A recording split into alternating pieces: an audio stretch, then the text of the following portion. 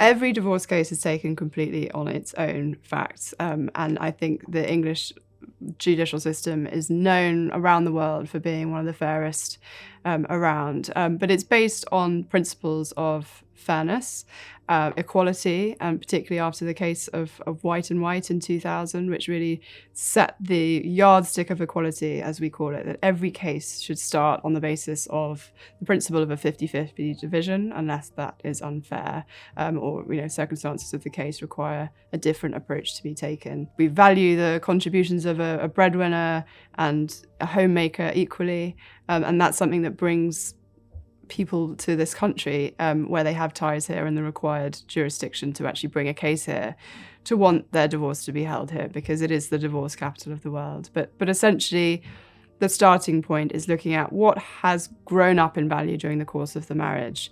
We call it the matrimonial acquest. What one party on their own or both parties together has generated during that marital partnership. And you look to see what that would be if you divided it equally between you.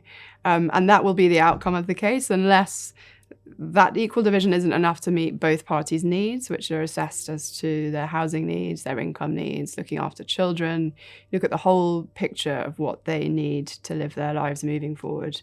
And obviously the length of the marriage will be taken into account in that calculation to achieve fairness. But there's also arguments, and that's really where our work comes in, to look at how that adjustment should, take into account what has really gone on in the circumstances of the case, these parties' lifestyles. So you look at their inherited wealth, the length of the marriage, the contributions of both parties, whether anyone can argue that one has been particularly special, although that's a very difficult case to run. And you look at the value of assets when they came into the marriage, and how they have grown, and whether you can argue that some of them were premarital and therefore outside of the scope of division. But the short answer is we start with equality, and there is a balance to be done to make sure that all of those factors are taken into account to achieve fairness.